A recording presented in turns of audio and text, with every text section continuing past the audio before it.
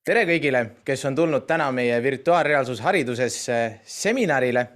Oleme Futoklassi kontoris ja teid on juba omajagu siia kogunenud.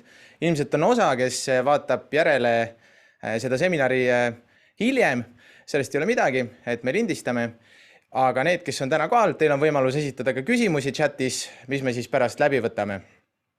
Ja täna meil tuleb juttu sellest, mis siin pildil näha on, ehk siis kuidas kasutada VR-seadmeid ja hariduslikku sisu klassiruumis.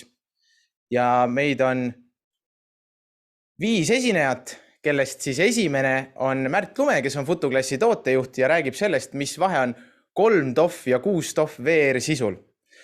Järgmisena võtame ette koolide kogemuslood, kus sõna võtab Ene Weberson, kes on Parksepa kooli haridustehnoloog. Siis Merit Teier, kes on keemiaõpetaja Vändra gümnaasiumis. Peale seda meie enda haridusliku sisu disainer Arnold Rein Tatuns. Ja siis räägin natuke mina sellest, milliseid rakendusi peale Futoklassi on haridusliku VR-sisu kasutamiseks. Mis on Futoklassi koolikomplekt ja millised on levinumad sellised barjäärid VR-seadmete kasutuselevõtule klassiruumis ja kuidas siis nendest üle olla. Ja küsimused, nagu ma ütlesin, jooksvalt chatti. Aitäh kõigile, et te tulite. Lähme meie esimese esineja juurde, kelleks on Märt. Tule palun siia. Me oleme siin rõõmsasti ühes ruumis, nii et kolmekesi 2 esinejat tulevad majalt. Märt, palun. Aitäh. Lava on sinu. Tervist, ma olen Märt, Futoklassi tootejuht ja ma püüan katta ära sellised baasteadmised, mis asi on VR ja ka rääkida, mis asi on 3 või 6 telje virtuaalreaalsus nii-öelda, ehk siis degrees of freedom nagu inglise keeles, aga sellele me kohe jõuame. Ja ka lühike ajalugu virtuaalreaalsusseadmete arengust viimase 5 aasta jooksul ja lõpetan siis ka populaarsemate kasutusjuhtudega. See slaid, ma loodan, annab teile, kui te ei ole veel proovinud virtuaalreaalsust, ehk hea arusaama, kuidas see välja võiks näha. Nimelt te olete üksi, aga võite olla ka mitmekesi teiste inimestega, kes on oma prillides virtuaalses keskkonnas. Seda kutsutakse ka tehistõelisuseks, aga ma arvan, et kuna see sõna ei ole väga nii-öelda populaarseks saanud, siis ilmselt me peaksime virtuaalreaalsuse juurde jääma. Siin keskkonnas on, nagu näete, tegelane ja see tegelane olete teie ja tegelikult te ennast päris niimoodi ei näe, see on selline illustratiivne pilt. Te näete ennast mis iganes moodi seal rakenduses on peategelast ehk siis teid kujutatud ja te näete seda esimese nimelt iseenda vaatevinklist. Ja teil on samamoodi käed ja pea ja te saate asju teha ka sellistes võimekamates VR peaseadmetes ja paremini disainitud keskkondades. Nüüd tahaks ära katta, kuidas on arenenud virtuaalreaalsuse prillid ja mis vahe on nii-öelda 3TOF-i ja 6TOF-i prillidel. Ehk siis inglise keeles TOF tähendab degrees of freedom, mis illustreerib seda, kui hästi te saate ennast liigutada seal keskkonnas ja seetõttu, kui usutav see teile tundub. Et lühikene kokkuvõte, ma eeldan, et Google Cardboard prillidest olete te vähemalt kuulnud. Et need on siis, seal all on 5 prillipaari, mis on sellised illustratiivsed nii-öelda täienemised aegade jooksul, ehk siis kuidas prillid on saanud paremaks. Ja kõige lihtsam selline võrdlus, ütleme, kui me alustame sealt vasakult poolt, ongi, et 3 nii-öelda telje vaatepunktis olete te nii-öelda nagu see kaamera seal kepi otsas, et te saate näha ühest vaatepunktist ennast ringi pöörates, aga kõik asjad on nagu teist kogu aeg sama kaugel. Ja ainuke viis siis nagu seal keskkonnas liikuda on see, kui keegi võtab sealt kepi otsast kinni ja tõstab selle kaamera kuskile uute kohta. Ja seda, nagu arvata võite, see tundub niimoodi huvitav ja kindlasti parem, kui vaadata sellist lapikut ekraani, et sa saad enda ümber vaadata. Aga ta ei ole nii kaasahaarav ja kindlasti sellist kohaloleku tunnet tekitav, kui nii-öelda päris maailmas olemine, mida siis illustreerib parempoolne pilt, kus siis lisaks sellele enda ümbervaatamisele on veel 3 telge olemas, kus te saate ka pead igatpidi pöörata ja liigutada igas suunas ja see reageerib sellele kui päris maailm. Ja kui me nüüd võrdleme kiiresti, võib-olla seda slaidi on parem hiljem niimoodi täpsemalt tudeerida, aga ma püüan lühiülevaate anda, kuidas need peaseadmed on siis aja jooksul tehnoloogia täienedes paremaks saanud. Et me alustasime sellest, et meil oli telefon seal kasti sees.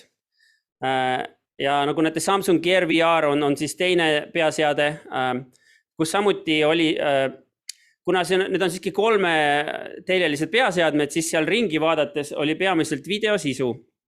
Ja videosisu on sellepärast, sobib hästi 3-telje vaatepunkti, sest kaamera ongi, kui ta on ühes kohas, siis ta saab enda ümber vaadates kõik selle sisu nii-öelda lindistada. Aga niipea, kui sul on vaja 6DoF ehk siis 6-telje vaatepunktist ringi liikuda keskkonnas, siis enam video ei sobi, sest sul on vaja vaadata mingi asja nurga taha, aga kaamera sinna ju ei näita. Ja siis on tihtipeale digitaalsed keskkonnad need, mida luuakse. Ja sellega tuleb kaasa ka automaatselt, et kui me teeme juba digitaalse keskkonna, siis me võiksime teha ta ka interaktiivse, nii et sa saad seal keskkonnas ise midagi mõjutada, mis jällegi muudab selle kogemuse rohkem päris maailma moodi ja kaasa haaravamaks. Ja kui me vaatame nüüd neid peaseadmeid, siis see esimesed 3 nendest ongi sellised 3 nii-öelda DoF-ised ja te saate näha, et sisend ehk siis, et alguses sa valisid niimoodi asju kõige lihtsamates peaseades, et sa vaatasid millegi peale ja ootasid, kui ring nagu tiksub täis, siis sa oled selle valiku teinud näiteks menüüs.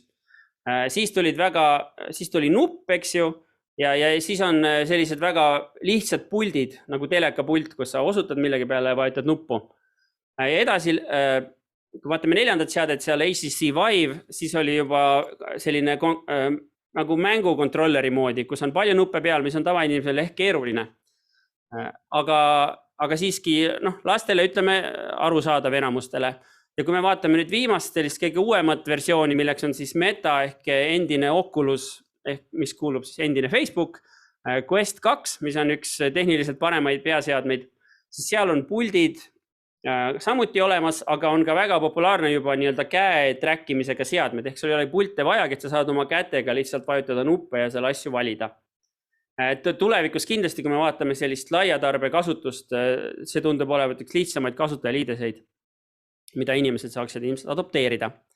Ja kui me nüüd vaatamegi, et veel selle ülemisele reale, kus seal on operatsioonisüsteemist juttu või kus nagu selle seadme jõudlus tuleb, siis me näeme, et need Oculus'e seadmed on iseseisvad nii-öelda. Inglise keeles on see standalone, et kõik, mis selles peaseadme nii-öelda sisu jooksutamiseks vajalik on selle seadme sees. Et see vastandub siis nii-öelda arvutiga ühendatud seadmetele juhtmega, mis on lihtsalt kokkuvõttes tülikamad, seal on palju rohkem muutuvumaid osi. Loodan, et see ülevaade aitas veidi sellist selgust saada ja natuke kaardistada, et kindlasti siit edasi minnes tulevikku vaadates me näeme, et pigem on sellised Meta Quest 2, Pico ja muud sellised iseseisvad seadmed on nii-öelda tulevik, sest neid on lihtsalt nii palju parem kasutada ja nad on nii palju kaasa haaravamad oma sisu mõttes. Ja nüüd räägin ka lühidalt kasutusvaldkondadest. Ma ütleksin, see on mu enda selline klassifikatsioon, et tegu on mina paneks nad nii-öelda 3 lahtrisse, et virtuaalreaalsus on kindlasti väga hea selleks, et midagi visualiseerida. See näiteks tähendab, kui te ostate korterit, te saate seal ringi käia, kui seda maja pole veel ehitatudki, saate mööblit ilmselt vahetada. Teil on loomulikult vaja natukene lahendust, mis on ehitatud selle arendaja poolt, aga see on järjest lihtsamaks muutunud, et teil on võimalik vaadata näiteks oma aknast välja või vahetada voodilinu või tapeeti või mis iganes ja näha, kuidas see korter teile päriselt meeldib. Ja tegelikult nii saab palju parema arusaama, kui seal joonist vaadata. Teiseks siis on samamoodi visualiseerimine, on igasugused suured asjad, mida te ostate. Ma ei tea, kas auto on just kõige parem näide, aga kindlasti igasuguseid masinaid või kui te käite kuskil messil, või te olete mingis väga väiksel pinnal, ja te võite täiesti suurt poodi külastada, kus te saate vaadata igasuguseid asju, neid konfigureerida.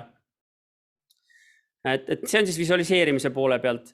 Kui me nüüd vaatame kogemusliku poole pealt, siis siin see on kõige selline viljakam nii-öelda kategooria, et meie näeme siin haridust kindlasti väga suure sellise võimalusena, sest virtuaalreaalsuses, kui sa oled mingis kogemuses sees, siis sa oled seal nii kaasa haaratud, et see kogemus jääb sulle väga hästi meelde ja see muudab sind ka mingil määral inimesena ideaalis, kui ta on hästi tehtud.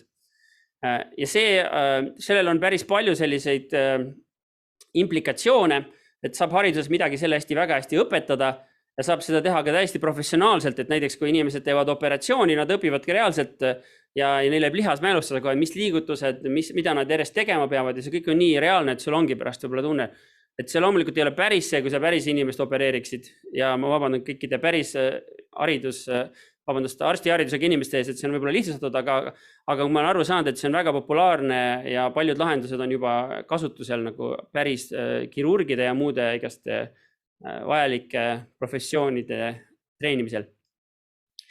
Siis on üllatuslikult fitness on olnud selline kategooria, mida ei ennustatud, et on väga populaarne. Aga põhimõtteliselt igasugune boksimine, igasugune liigutamine virtuaalsete vastaste vastu või siis ka lihtsalt rütmis, muusikal stiilis on väga, ta on nii kaasahaaru, et inimene ei märka, kui ta põletab palju kaloreid ja on palju inimesi, kes reaalselt teevadki, panevad prillid pähe ja teevad 30-60 minutit päevas trenni.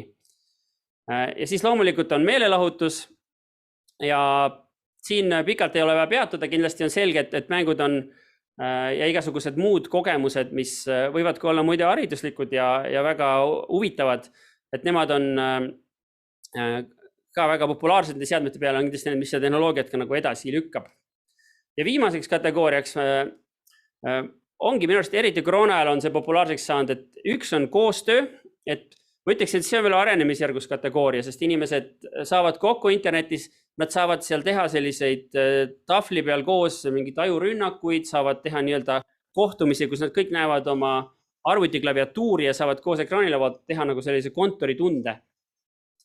Aga võib-olla olulisem on veel see, et on saadud käia üritustel, et ongi reaalselt 50 inimest vaatavad sama presentatsiooni, suhtlevad oma vahel. Loomulikult sellel on vaja sellist fookust hoida, et sa ei taha prillid peas hoida 4 või 8 tundi, aga ütleme 2 tundi on täiesti okei. Ja see annab sulle tunde, nagu sa päriselt olidki seal ühes ruumis kõigi inimestega. Ja loomulikult kõik inimesed võivad olla üle maailma laiali, ükskõik kus, ainult head internetti on vaja. Ja viimane kasutusala siin on sotsialiseerumine, ehk siis ka ma isiklikult oma hea sõbrannaga käime discgolfi mängimas vahepeal ja ajame juttu ja kuigi tema on Brüsselis ja mina olen siin, on see täitsa nagu päris. Ja ma arvan, et see on selline lühiülevaade VR-seadmetest, mis vahe on 3 TOF ja 6 TOF-il ja millised on populaarsemad kasutusalad. Järgmisena annaksin sõna Arnoldile. Aitäh! No nii, Märt, suur tänu sulle selle väga põhjaliku sissevaate eest, mis me saime nüüd siis VR-seadmete kasutamisele. Et oli tõesti detailne, loodan, et kõik leidsite enda jaoks need põnevad nüansid sealt ülesse. Kui on mingisuguseid küsimusi selles osas, siis võite julgelt ka meile kirjutada. Et näiteks seesama meil, kus te saite koos või selle nii-öelda seminari lingi, võite kas või sinna saata küsimusi, kui tunnete, et ei taha neid tingimata antud ürituse chatis siis küsida. Nii, aga nüüd järgmiseks asume selle juurde, et natukene rääkida erinevatest kogemustest, mis on olnud nii õpetajatel kui õpilastel. Ja praegu sattus nõnda, et mina hüppasin järjekorras natukene ettepoole, aga peatselt jõuame ka teiste juurde. Ning alustame siis õpilaste kogemuste rääkimisest. Mis on see, mida õpilased on arvanud meie sisust ja ka muust sisust. Selleks, et me saaksime nendest õpilaste kogemustest rääkida, otse loomulikult oluline korraks üheskoos sellele otsa vaadata, et kuidas me neid andmeid kogume. Ja testimine ja tagasiside kogumine kõikidel meie testseanssidel on enam-vähem ühe struktuuri järgi kujunenud.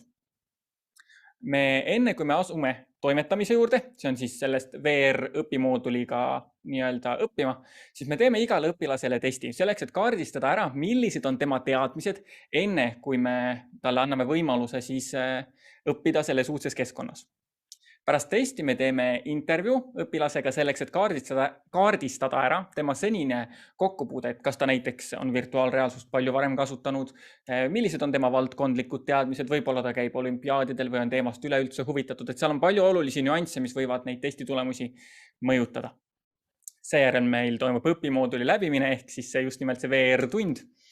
Seejärel pärast tundi teeme taaskord testi. See test on täpselt sama nagu see test, mis alguses. Et siis kaardistada või nii-öelda mõõta, et millised on õpilase edusammud olnud ja et mis on need uued teadmised, mis ta vahetult omandanud on. Ning viimaks teeme õpilasega intervjuu kogemuse analüüsimiseks ja täiendusettepanekute kogumiseks. See on siis selleks, et aru saada, et mis oli hea, mis oli halb, mis võib-olla tõmbas õpilase tähelepanu põhiasjalt kõrvale või mis aitas seda just fokusseerida. Vot. Ja nüüd tagasiside, millest natukene konkreetsemalt täna rääkima hakkame, on meie reaktsioonivõrrandite tasakaalustamise mooduli kohta. Nimelt Futuklassiga me alustasime suuremal määral moodulite tegemist esmalt keemiaga, ehk et siis keemia on täna see aine, milles meil kõige rohkem sisu on ja seetõttu ka reaktsioonivõrrandite tasakaalustamisest põgusalt räägime. Ja järgnevalt siis näitan teile mõned kommentaarid, mis õpilased on siis selles nii-öelda kogemusjärgses intervjuus meile andnud. Kui koolis seda kasutada, siis tunnid oleks palju lahedamad. Loogiline ja mõnus oli. Täiega hea, et ütles iga kord, kui eksisin, et mis valesti oli.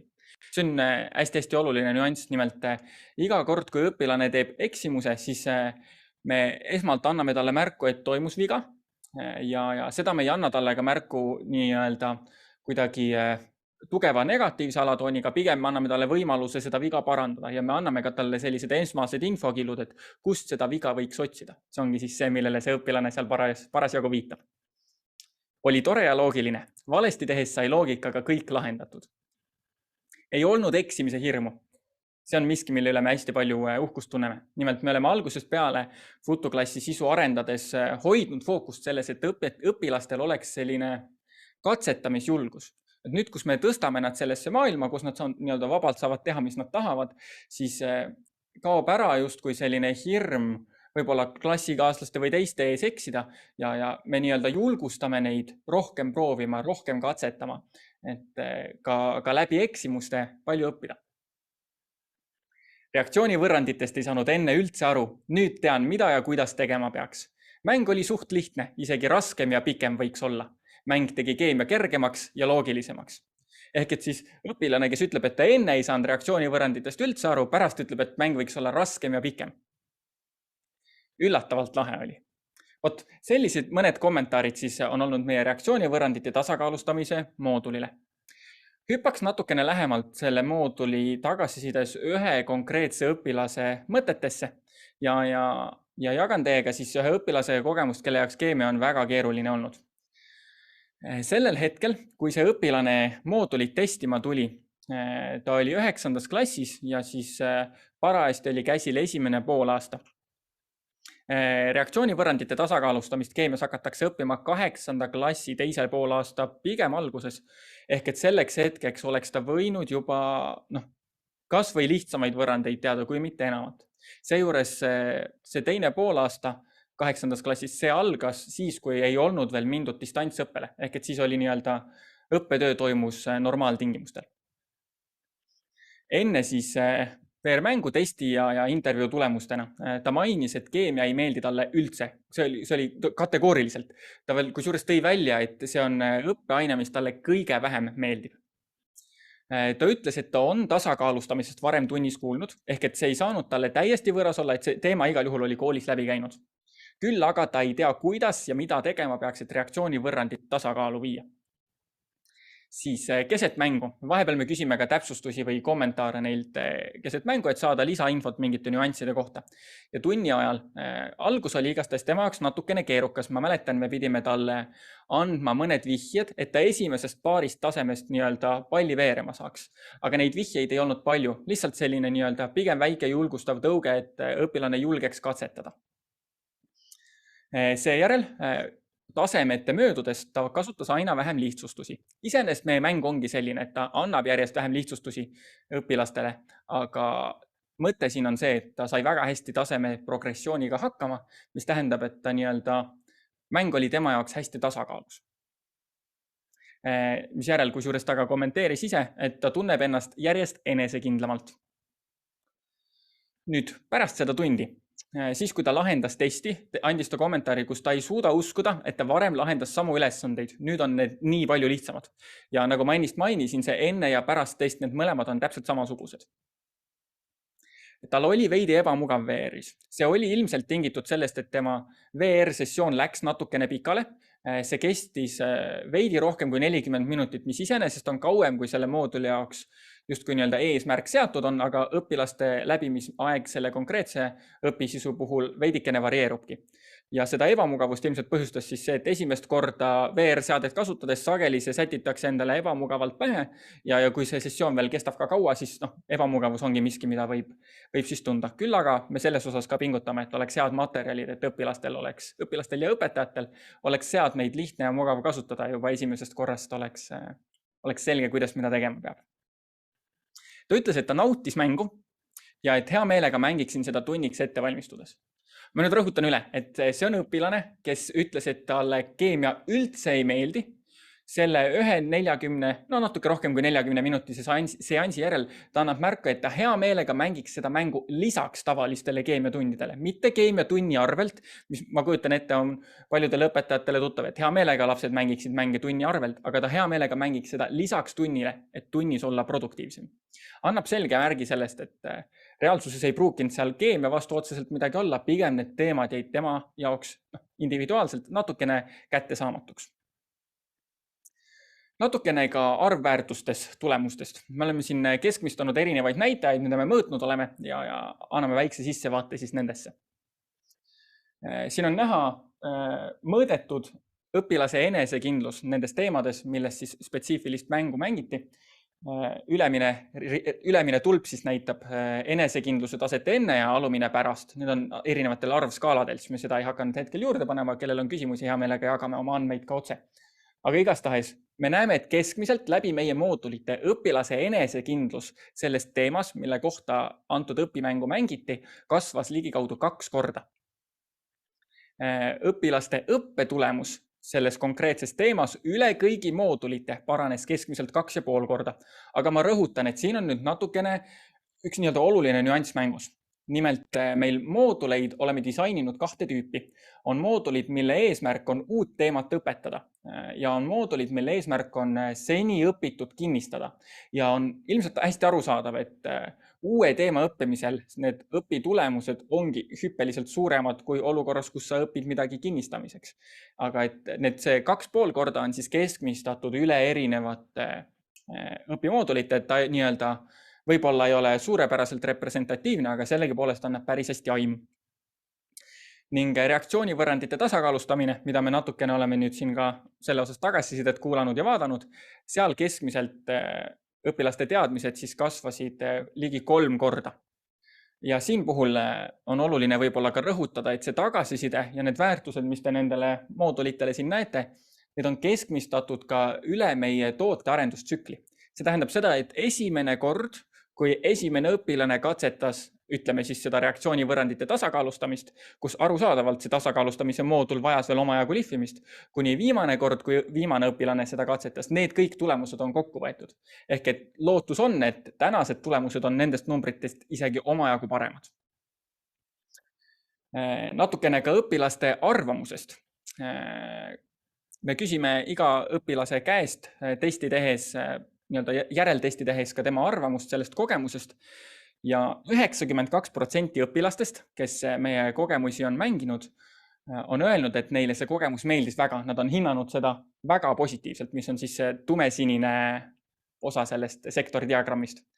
Helesinine osa ehk siis 8% on need, kellel ei tekkinud väga tugevaid emotsioone, et see võis olla kas enam-vähem meeldis või natukene nagu päris ei kõnetanud, aga et see jääb sinna keskmisesse alasse ja väga negatiivseid emotsioone meie tehtud testseansside seas seni olnud ei ole. Et me üldse ei ürita ennast petta, et kindlasti need väga negatiivsed emotsioonid on ka kusagil olemas, lihtsalt meie täna nendeni jõudnud ei ole. Tänaseks meil on tehtud, kui ma ei eksi, ligikaudu 350 testseanssi kokku, jah, kinnitati kõrvalt. Et see on siis nii-öelda valim, mille osas antud hetkel andmeid vaatame.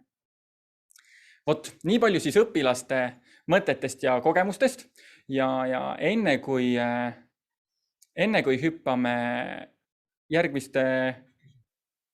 vahepeal on üks küsimus tekkinud. Võtame selle küsimuse siis vahepeale.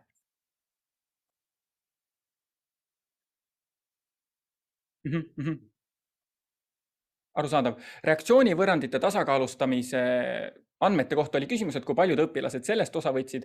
Reaktsioonivõrrandite tasakaalustamise moodulit me oleme testinud natukene rohkem kui pooltel õpilastel meie kogu testarvust, kui meil muidu on ligikaudu 350, siis ma julgen praegu öelda, et ligikaudu 200 õpilast on reaktsioonivõrrandite tasakaalustamise moodulit testinud, aga hea meelega jagan neid andmeid hiljem ka pärast, et saab konkreetsed numbrid olla, praegu lihtsalt siin tuletan meelde, mis see olla võiks.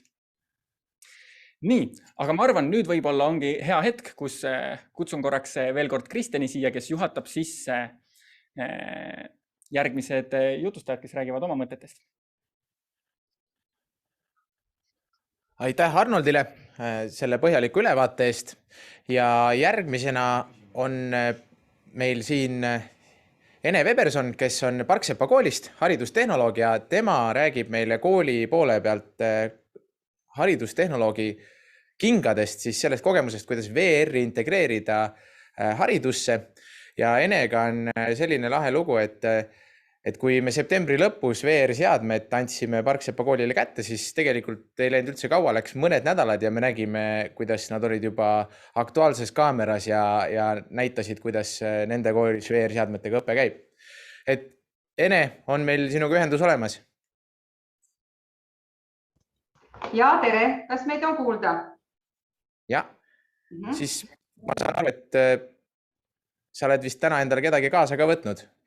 Ja, tere hea rahvas, et minuga on täna hea kaasas meie klassiõpetaja Anneli, kes on oma õpilasega toimetanud ka väga edukalt VR-seadmes ja mõtlesimegi nii, et ma natuke räägin oma kooli kogemusest, palju meie oleme siin tegutsenud, kuidas meil on läinud ja siis Anneli ütleb siit vahele ka siis, kuidas siis tema oma tundides on kasutanud. Et meie saime Aitäh, ma annan sulle lava ja lähen ise siis. Okei, kui kõik on kuuldav, siis läheme oma jutuga edasi. Et meie saime oma koolile need prillid, sellised prillid siis selle Progetiigri programmi toel ja kavatsesime siis osta need niimoodi, et saaks vähemasti pool klassi kasutada, sest muidu leidsime, et sellel puudub mõte, et nad jäävad seisma ja kasutust ei leia. 15 seadet. Jah, ja 15 seadet saime siis. Ja siis pooles osas toetas siis Progetiiger ja poole olime siis kavandanud oma kooli eelarve vahenditega katta. Me oleme nüüd saanud 2,5 kuud toimetada ja oleme päris õnnelikud, et meil on kõik kenasti nad töötanud, et ei ole probleeme olnud ei wifiga ühildumisel ega tõrkeid ka siis tunnis, et nad kuidagi välja lülituks või takistaksid nagu õppetööd. Ma arvan, et meil on läinud nad niimoodi käiku, et peaaegu iga päev õpetajad kasutavad ja ma pean olema haridustehnoloogina hoolas, et nad oleksid laetud. Nad peavad küll tegelikult vastu 3 ainetundi küll järjest ja siis tuleb nüüd vahepeal laadida. Me oleme selles mõttes õnnelikud, et meil on olemas selline suur klassiruum, kus meil on olemas siis laadimise koht. Küll tahame veel saada nii, et me saaksime päris laadimiskapi, mis on meil tellitud. Ja et siis saame ka liikuda, kui on suurem klass, et saada ka aulat kasutada. Mille poolest nad siis meile meeldivad veel? Sellepärast, et kui siin õpetajad kasutama hakkasid, siis õige pea tulid kohe küsimused, kas ma saan seda teha ja kas ma saan näha, mida õpilased teevad. Et siis me oleme koos nende kasutamisega siin oma õpetajatega koos arenenud. Ja oleme siis saanud ka Kristjani käest küsida ja hea kolleegi käest ka Otepää ühisgümnaasiumist, et kuidas moodi siis näiteks salvestada õpilase tehtud töid. Ja need on kõik tekkinud nii kiiresti elust enesest, et on tulnudki kiiresti reageerida. Ja meie kunstiõpetaja on kõige rohkem kasutanud oma tundides küll siis näitlikustamiseks ehk visualiseerimiseks, nagu siin oli enne ka juttu, aga rohkem siis praktiliseks tegevuseks. Nende seadmetega on kaasas peale juba laetud üpris palju kunstiõpetust toetavaid rakendusi, mida meil siis kasutatakse. Ja tekkis siin kohe küsimus, et ahaa, et proovime ja teeme küll, aga kuidas ma saan siis seda tööd vaadata ka, et nüüd meil on siis olemas võimalus, et nad salvestavad, teevad siin pildi ja siis jagavad seda siis Facebooki grupis. Et põhihaldus siis praegu käib Facebooki kaudu. Meil on suletud Facebooki grupp, mis siis seadmest, kuhu saab seadmest kohe otse jagada. Ja õpetaja näeb seda jooksvalt ja siis meil on selline süsteem kunstiõpetajal loodud, et ta on ka siis Google Drive'i kausta loonud, et ta laeb pildid ka sinna Google Drive'i ja siis ta õpilastega saab neid seal analüüsida. Mis on siin veel head, et kui tunnid meil siin juba laialdasemalt käiku läksid, siis tekkis see koht, et äkki nad tegelevad millegi muuga seal seadmes. Siis on see hea võimalus, et Oculus'e seadmetel on olemas ka Oculus'e rakendus ehk äpp, mida saab siis tõmmata nii arvutisse kui ka siis nutiseadmesse ja meil on koolis siis üks tahvelarvuti, millega me siis haldame neid, et kui õpetaja läheb tundi, siis ta võib selle tahvelarvuti ka kaasa võtta ja ta saab tegelikult jälgida, mida lapsed teevad. Seal on küll üks väike aga, ilmselt me sellest saame varsti ka üle.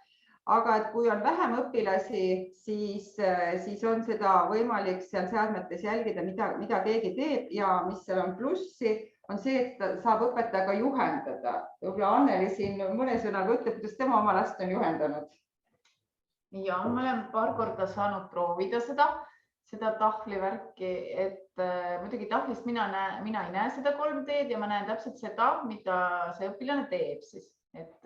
Aga ma saan teda juhendada näiteks, kui ta joonistab midagi seal, ma saan teda juhendada pildi juures, et vaata nüüd seda pilti, tule kaugemale, vaata seda pilti ja võta kasuta seda värvi või teist värvi ja kui pärast on see salvestamise osa, siis olen ka saanud teda juhendada. Et siis lihtsalt ma näen ära, kus see laps on. Muidu oli ainult nii, et ma kuulsin heli, mida ta tegi, sest seda on kuulda. Siia ongi nagu see, mida me oleme siin ka õppinud, et kindlasti õpetaja enne saab ära proovitud selle rakenduse, kuidas seal kõik nupud töötavad seadmel, kuidas saab salvestada, et seal juures olla ja juhendada, et vaata nüüd seal parema puldi peal on sul selline nupp, et sellega sa saad siis kas siis tõsta või siis valida. Et algul, kui me tunnid algasid, siis olimegi kahekesi tunnis. Oli siis aineõpetaja, kes rääkis oma ainejuttu ja mina olin siis ka seal toeks, et siis juhendada haridustehnoloogina, et kuidas moodi siis tunnis seda seadet kasutada. Et esimesed tunnid kulusid meil ikka sellele suuresti ka, et õppida seda seadet ennast kasutama ja seadet ka endale pähe panema õigesti, et see pilt oleks selge ja siis, et ta ei oleks ebamugav peas. Et ma olen väga tänulik meie kooli kunstiõpetajale, kes nii-öelda ohverdas, keegi peab seda ohvritööd tegema, muidugi kui saab rohkem õpetajaid kaasatud, siis läheb see kiiremini, aga et võtab natuke aega ja see, et harjutada seda, et kuidas seadet ennast kasutada, sest lapsed olid algul väga arad, kartsid, et mis nüüd juhtub ja nii edasi. Aga kõik läks hästi ja nüüd nad on päris osavad juba ja oskavad sättida selle seadme kiiresti endale õigeks pähe. Siis minul on endal nüüd 3 kooliga kogemus, et oma kooliõpetajate juures siin abiks olles ja olen siis käinud ka 2 koolis siis abiks tundi läbi viimas, siis keemiatunde ühes koolis ja teises koolis siis kirjanduse tunde. Et tõepoolest see kasutusala on hästi lai, et kirjanduse tundides näiteks kasutasime seda YouTube VR rakendust, kus siis oli teemaks näiteks seiklusjutud, siis olid valmis vaadatud mul sellised filmikesed, filmilõigud, kus siis õpilane sai minna siis näiteks kõndida džunglis, vaadata, milliste asjadega tuleb seal rinda pista, käia Mont Everesti tipus, vaadata kauneid jugasid ja siis pärast kirjutati kirjanduse tunnis oma jutt. Sama oli siis ka loodusvaatlused, kaunid loodusfilmid ja siis kirjeldati kirjanduse tunnis loodust. Et oligi looduskirjelduste tund nagu. Ja oma koolis on siis meil keemias kasutatud ja on siis ka Anneli ka visualiseerimiseks kasutanud neid VR YouTube videosid, et võib-olla ka mõne sõnaga. Jah, meie põhimõtteliselt, mul on õnneks üks laps, keda ma õpetan, ta on Hev-laps, tema muidugi ei karda mitte midagi, mina kardan palju rohkem neid prille kui tema, aga temaga on julge selles mõttes teha, et ta on ilmselt ekraanidega väga palju harjunud ja inglise keel on sealt talle nagu külge jäänud, et ma saan teda ilusti juhendada, et me nüüd põhiliselt kunstitunnis ainult oleme teinud, aga siis oleme sinna juurde võtnud ka seda, et kuna meil järgib nagu loodusõpetuse tund, siis otsisime üles väikseid lühikesi videolõigukesi loomade kohta. Oli just eelmisel nädalal looma teema, oli karu ja rebast ja hunti vaja vaadata ja õnneks leidsime sellised väiksed lõigukesed, et laps sai kohe elavas looduses neid loomi vaadata, mis ilmselgelt temale pakub palju rohkem huvi kui see, mida ma suudan talle õpikust või tavalisest raamatust näidata. Need videolõigud. Ja minul ka, kui ma käisin siin koolides nüüd ringi ka, siis alguses, kui tundi läksin, siis tulid ka sellised suured härrad ja mis siin siis nüüd on, et sellise umbusklikkusega tulid sinna, et mul on olemas sellised prillid ja nii edasi ja ma sain, et väga tore, et siis sa oskad ka teisi siin juhendada ja kadus ära kohe see selline, kuidas ma ütlen, võõristus võib-olla või selline ehmatus ka minul ja kui nad oma seadmed pähe panid ja neil oli eesmärk olemas, õpetajal on enne eesmärk antud tunniks, siis hakati nii hoolega tööle, et see tund läks nagu nii kiiresti, et kellelgi ei tekkinud nagu mingit muud mõtet, et hakata seal üksteist segama või siis tegelema selliste asjadega, mis ei ole nagu eesmärgipärane. Et selles mõttes siin selle õpilaste infona juurde võiks küll seda lisada, et ühes koolis olin keemiat läbi viimas ja seal me kordasime aineklasse 9. klassiga ja siis üks tüdruk tuli pärast mulle ütlema, et teate, kui hästi ma nüüd sellest kõigest aru sain.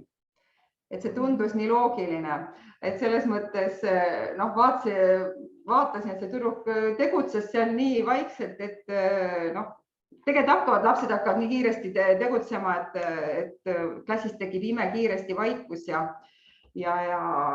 tund möödub kiiresti. Et kuidas meie siis oma korralduse poole pealt siin koolis oleme veel saanud toimetada, on see, et me oleme stuudiumisse siis loonud sellise broneeringute koha, kus siis õpetaja saab endale tunni jaoks prillid broneerida, et mina haridustehnoloogina teaksin, et asjad oleksid õigeks ajaks teil valmis olemas, ma tean, et nad oleksid laetud. Siis ka õpetajatele laenutame koju, et kui me käisime oma seadmetel järel, siis need fotoklassi inimesed soovitasid, et andke julgesti õpetajatele koju ja mina seda soovitust kohe ka järgisin ja pakkusin ja käisin rääkimas, et kuule, et meil on sellised asjad, et kas sa ei taha kaasa võtta koju, vaata, mis siin on, näitasin ära. Ja toimus meil üpris ruttu ka koolitus õpetajatele, et seal oli samamoodi, et õpetasime käsitlema kõigepealt neid seadmeid ennast ja siis vaatasime siis, mis on erinevatele ainetele pakkuda. Et meie seadmetes on küll olemas ka keeleõppeks, bioloogia õppimiseks, head rakendused kunstiks. Siin on juba õpilased ja õpetajad, kellel on see kodus olnud seade, siis on siin selliseid fitnessi mängusid ka otsitud ja peale laetud, et minu osa on siin siis aeg-ajalt üle vaadata seadmed, et mingisugune kasutu nagu aeg-ajalt eemaldada, et seadmed töötaksid kenasti. Siis niisugused näpunäited võib-olla kasutamiseks, et kindlasti tasub varuda aega selleks, et esimestes tundides siis see kasutamine nagu selgeks teha või selgitada neid nüansse. Et hästi peab siis seade pähe saama ja me oleme siin täheldanud seda, et prillidega on küllaltki ebamugav neid kasutada. Et siin on küll vahe selline klapp, aga meil siiski on need, kes on prillikasutajad, siis on öelnud, et nad ikkagi võtavad ära prillid, aga siis olevat natuke udune. Mina kasutan läätsesid. Ma teisiti ei saagi, siis muidu lihtsalt pea valutama ka. Ma ei näe.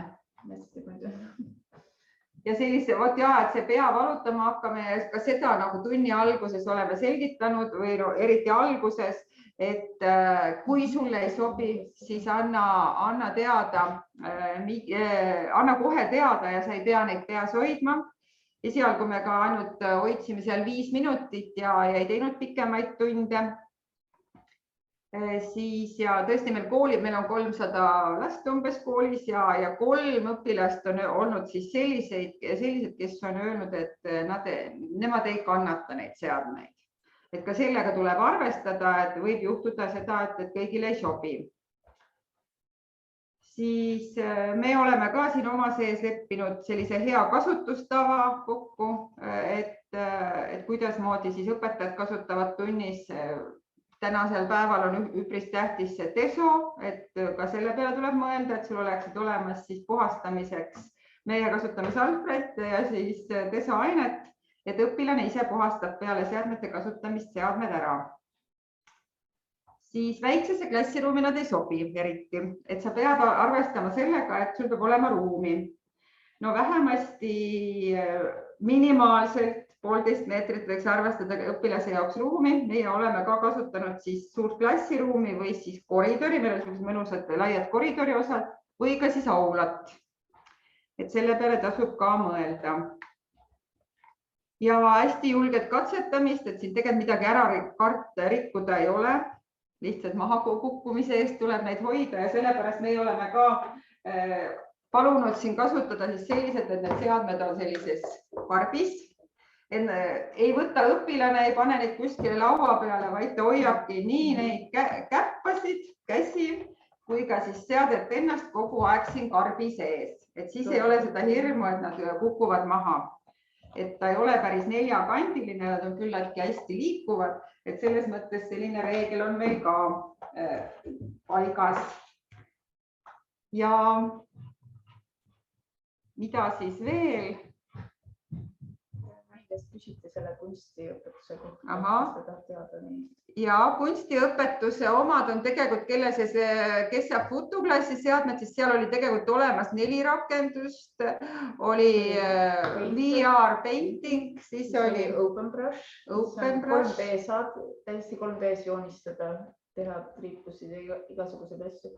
Siis oli üks skulptuuri. Ja 3 rakendust raudselt oli seal olemas. Skulptuur meenutas minu sellele poisile väga palju seda Minecrafti, kus ta sai kuubikutest ehitada, et see talle nagu hästi meeldis. Ja meil on ka see, et 5. klass on teinud kunstis siis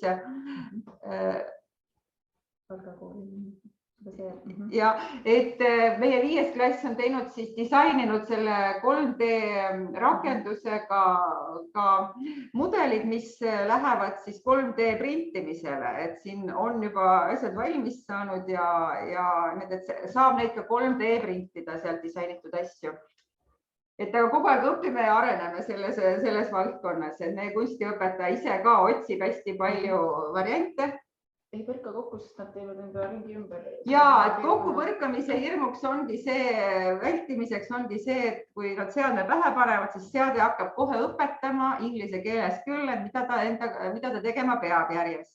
Ja esimene asi on, et ta tähistab endale ära selle ala, ehk siis oma turvalise tsooni. Et see võttis kõige rohkem aega et seal on võimalus, kas sa teeb endale sellise statsionaarse ringi, mida siis see seade moodustab inimese ümber või siis ta saab ka endale ise joonistada nii suure, kui tal millegi jaoks vaja on. Ja siis selle ta registreerib ära selleks korraks, kui mina nüüd olen kasutaja ja siis ei ole seda hirmu. Ei lähe kuskile vastu seina või mida iganes, sest tõepoolest nad ei märka enam mitte midagi enda ümber. Ja kui nad lähevad sellest alast välja, siis tekivad sellised trellid ette, just kui nagu vanglamüürid. Ja siis oma pildist välja, sest ta ei seda ennast jõuab klassilt tagasi. Ja siis läheb mustvalgest kõik pilt ja siis ta näeb klassi, et siis ta läheb sealt virtuaalmaailmast välja. Nii. Lõiming inglise keelega on väga hea. Ja, et me oleme endale ühe märksõna pannud, et lõiming inglise keelega, et Annelil on 2. klassi laps, keda tema õpetab ja... Pole inglise keelt õppinud, aga ilmselt on ekraanidest ja muud mängudest lihtsalt haaranud kaasa, et ta on nagu väga lihtne ja ma kujutan ette, et Meriti seal gümnaasiumi kunstitundides samamoodi, et need lapsed suudavad väga kergesti haarata kõike. Ja ei maksa üldsegi karta tegelikult õpetajana, et ma nüüd ei oska teda juhendada, et tegelikult on neid õpilasi, kes nemad proovivad ise, õpilased proovivad julgemalt ise ja esimestes tundides tasubki öelda, et vaata. Mina ise proovisin seda keemia põgenemistubasid ja ütleme niimoodi, et ei ole selline mängude mängija mina ja mul oli päris võttis aega alguses, et süveneda sellesse, aga õpilastel läheb see kiiremini. Mulle tundub, et meie aeg hakkab täis saama, jah, Kristel, ma näen sind siin. Ja, ma tahtsin küsida, et jõulud on tulemas, kas te 3D jõulukaarte ka joonistate kunstiõpetuses? 3D jõulukuused on ja meil on 3D jõulukuused juba joonistatud ja jõululõkked on joonistatud, et käib, et me tahame teha veel, aga vist läks see nüüd lörri, meil siin tekkisid väikesed koroonateemad ka, et oli üks projektipäev plaanis veel siin enne jõuluvahele minekut Hispaania ja jõulud, aga see nüüd ikkagi lükkub uude aastasse, et seal olid ka 3D prillid meil üks töötuba plaanis. Saate need 3D kuused välja printida, siis ei pea päris kuuske tooma. Hakkan laua peale väikse kuuse panna ja jõuluvana tuleb sinna. Okei, aitäh! Väga tore oli kuulda teie kogemusest ja kohati tundub, et te olete nii palju juba neid seadmeid tundma õppinud, et mõned asjad olid meile ka väga huvitavaks kuulmiseks. Järgmisena räägib Merit Teier, kes on Vändra gümnaasiumis keemiaõpetaja ja tegelikult Merit on juba aasta ja rohkem tagasi aidanud meid ka erinevate VR õpimoodulite disaini nõustamises. Ehk siis rääkinud kaasa, kuidas tema arvates võiks disainida neid VR õpimooduleid ja nüüd keemiaõpetajana on neil ka hulk VR komplekte koolis kasutada, on ta läbi viinud keemiatunde futuklassiga ja koostanud grupi töötunnikavasid, mis on eriti kasulikud just nendel puhkudel, kui ei ole kõikidele õpilastele VR komplekte anda. Kas Merit, oled kuuldel? Ma olen kuuldel, aga ma ei saa ekraani jagada. Kas keegi saab mulle loa anda, et ma saaksin esitust ka näidata? Tehnik Karl, palun. Proovi nüüd. Ahah, töö käib. Veel ei saa.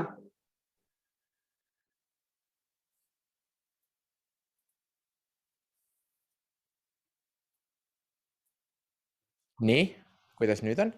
Jaa, tuleb. Super, aga palun, lava on sinu.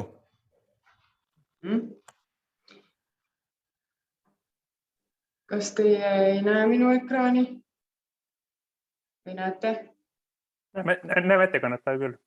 Näeme. Väga hea, siis ma hakkan rääkima. Mina olen Merit Teier Vändra gümnaasiumist ja räägin siis natukene sellest, kuidas mina olen keemiatundides neid peaseadmeid kasutanud. Osa minu juttu rääkis juba Kristjan ära ja osa kattub natukene sellega, mis Ene rääkis oma kolleegiga, aga arvan, et sellest pole midagi. Et meie jaoks sai see kõik alguse sellest, et meil osteti kooli 2 komplekti kus olid fotoklassi õpimoodulid peal. Need olid siis esimesed keemiamoodulid, millele ma sain siis anda tagasisidet. Ja õpetajana ise olin ma kohe sellest ahvi vaimustuses, sest minu meelest on alati õpilastele tundunud see hästi raske kõike seda, kas või seda sama reaktsioonivõrrandite tasakaalustamist nagu ette kujutada. Ja see VR-maailm nagu aitab seda võib-olla palju loogilisemaks enda jaoks muuta. Ja kui Progetiigris avanes see võimalus, et taotleda raha peaseadmete ostmiseks, siis me kirjutasime projekti ja saime 8 paari juurde. Et enne kui oli ainult 2 paari ja siis tuli see koroonavärk ka peale, et siis õpilastega ma neid ei kasutanudki, sellepärast et mulle tundus see nagu, et ma ei hooma seda ära, kui ainult 2 õpilast on virtuaalreaalsusmaailmas ja teised peavad tegema samal ajal midagi muud. Aga nüüd, kui meil on 10 paari, siis see tähendab seda, et ma saan enamikes klassides juba pooltel õpilastele anda korraga kätte ja pooled teevad siis midagi muud. Esimest korda andsime õpilastele need VR-prillid kätte sügisesel koolivaheajal, kui mul oli Rakett 69 õpihuvilaager ja siis see on selliseks vahepalaks. Seal oli mul 16 õpilast, 8 andsin korraga prillid ja 8 siis olid niisama pausil ja pärast vahetasime. Ja siis sellel hetkel ma sain tegelikult aru, et õpilased ikka hoomavad seda asja palju kiiremini kui mina, et mina abistasin rohkem kui asi väärt on. Ja tolle esimesel korral ma kartsin kõige rohkem seda, et keegi ütleb, et ta nüüd hakkab paha ja et ta ei saa, aga siis veel ei olnud kellelgi, et siis ma olin natuke üllatunud, et kõik said ilusti hakkama ja olid ka nagu positiivselt meelestatud, et võiksime ikka veel teha. Siin panin ühe video, kus ma arvan, et ta üritab mingisugust gaasiballooni seal sikutada nii-öelda. Et kõrvalt vaadates on see väga võib-olla selline naljakas, aga tegelikult hästi kiiresti hakkavad nad seal VR-keskkonnas nagu asjatama ja kui nad selle käigus midagi õpivad, minu meelest on see imeline. Siis, kui olin selle esimese katsetuse ära teinud, siis ma julgesin võib-olla rohkem nagu tavalisse ainetundi neid ka võtta ja gümnaasiumi osas on meil 12. klass on hästi väike klass, seal on 12 õpilast, nii et kui keegi puudub või siis saab rotatsiooni käigus saavad kõik nagu tunni jooksul neid kasutada. Ja siis õpilased proovisid erinevaid variante, kes proovis istudes teha neid mooduleid, kes siis oli seistes, et enamik õpilasi ikkagi eelistab seista ja kui ma ise neid kasutan, siis mina ka pigem seisan. Üks õpilane on olnud, kes on mulle öelnud, et tema ei julge proovida ja ma ei ole ka sundinud, aga see tähendab ka seda, et mul peab olema tagavara variant, et kui ta seda VR-i proovida ei taha, siis ta peab saama midagi muud samal ajal teha. Ja kuna meil neid VR-seadmeid nii palju ei ole, et kõik õpilased endale korraga saaksid, siis proovisin mina teha sellised kas siis jaamad või töölehed või sellised kohad, et kus õpilased käivad rotatsiooni korras läbi, et nad tegeleksid ühe sama teemaga. Näiteks praegu siin ees on mul ekraanipildid töölehtedest või nendest jaamadest, mis ma tegin siis reaktsioonivõrrandite tasakaalustamise kohta. Et jaotan õpilased 3 või 4 rühma, ühes rühmas teevad nad ühesuguseid ülesandeid, teises rühmas teisi ülesandeid, kolmandas rühmas on need VR-prillid. Aga eks siin tuleb arvestada seda, et kui need VR-prillid on õpilastele uued, siis on nii, et läheb selle VR-rühmaga kõige kauem aega. Et siis tuleb arvestada seda, et neil oleks nagu mingisugune ajaline puhver, et nad saaksid teha näiteks siis 2 esimest asja korraga ära ja siis oodata VR järjekorras, et ei jääks nagu sellist auku, et kuna VR-iga võib alguses harjumine nagu ka oma aega võtta. Aga siiamaani kuidagi see jaamades õppimine on minu meelest päris hästi toiminud. Ja siin on siis üks 9. klassi tund, kus tüdrukud, ma ei mäleta, kas nad teevad seda soolade moodulit või tasakaalustavad võrrandeid. Et ma olen veel tähele pannud, et kui on võimalik jagada rühm poisteks ja tüdrukuteks, seda 9. klassi on, seal on täpselt poiss ja tüdrukud võrdselt, siis tüdrukud on meelsamini siis nagu selles VR-maailmas, kui poisse seal samas ei ole. Et võib-olla on see selline ealine iseärasus, aga siis nad tunnevad ennast nagu natukene vabamalt. aga eks see õpijaamade asi eeldab seda, et hea oleks, kui oleks keegi kõrval, et kui oleks näiteks abiõpetaja. Minul iga kord kedagi võtta ei ole ja siis pean ise hakkama saama, aga esimestes tundides ikkagi õpilased tahavad päris palju selles mõttes abi, et nad ikkagi kes on unustanud näiteks ära määrata selle, kus on põranda tase, siis on tal need aatomid ja molekulid siin nina kõrgusel, ta ei saa neid kätte, et sellised väikesed mured, mis ilmselt aja käigus nagu vähenevad, aga esimestel tundidel peab sellega arvestama, et päris palju on sellist sebimist, enne kui saab sinna sisulise töö juurde asuda. Siin on 7. klassi õpilased aatomistruktuuri tegemas ja siin mul õnnestus samamoodi teha, et olid mul tüdrukud nii-öelda ühe grupina VR-seadmetes, poisid olid klassiruumis, täitsid ühte töölehte samal ajal ja siis pärast vahetasime. Ja seda me proovisime teha 45 minuti jooksul, aga tegelikult jooksime natukene vahetundi sisse. Et päris nii ei jõudnud, et mõlemad rühmad oleksid saanud need moodulid lõpuni teha. Aga need õpilased ütlesid kohe, et palun õpetaja, teeme ikka veel nende prillidega, et päris lahe oli. Ma ei tea, kas nüüd tuleb teile heli läbi, ma loodan, et tuleb, ma jätsin siin heli peale. See on eile 10. klassi tund. Ja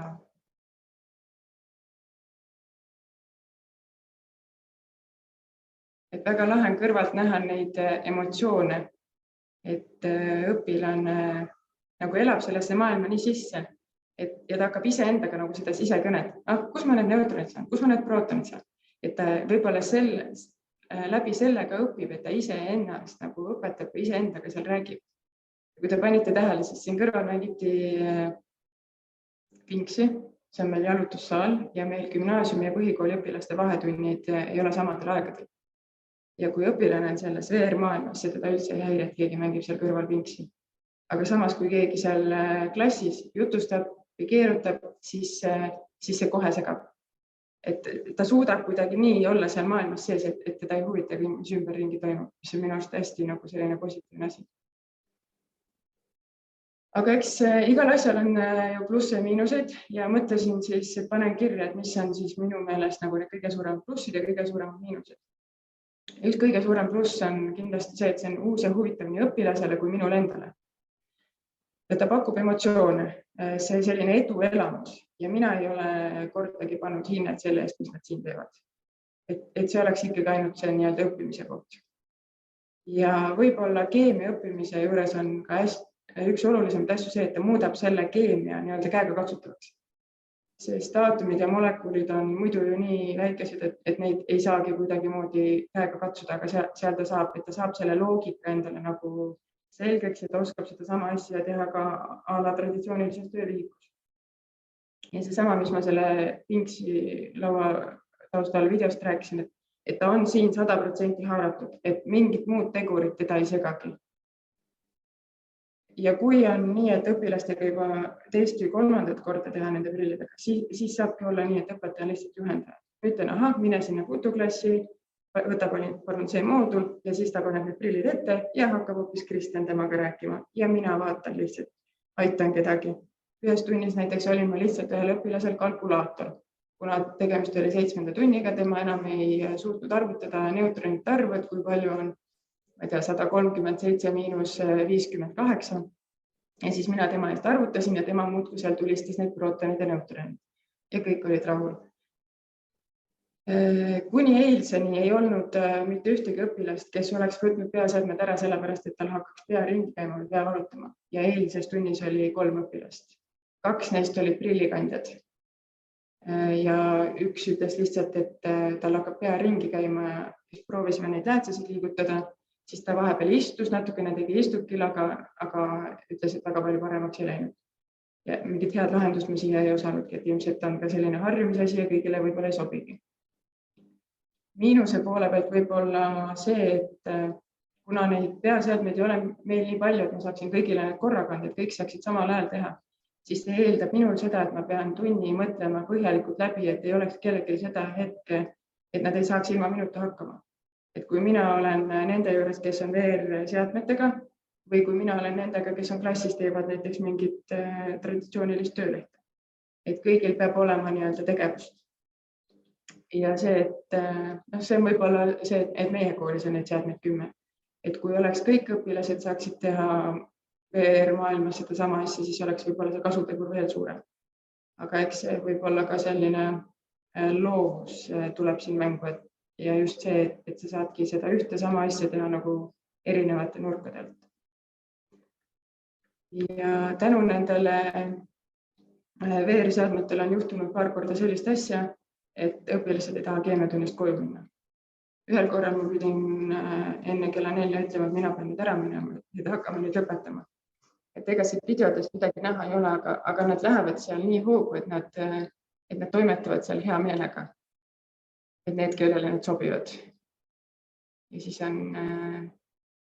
siis seda nende enda sisekõnet on nii hea kuulata, et kui nad hakkavad, kui neil on see aha-efekt, et nad saavad aru, kust nüüd midagi seal perioodilisuustabelist vaadata või kuidas ta nüüd selle võrrandi tasakaalu saab või et selline aha-efekt on seal nagu suurem võib-olla kui tavapärases tunnis. Aitäh!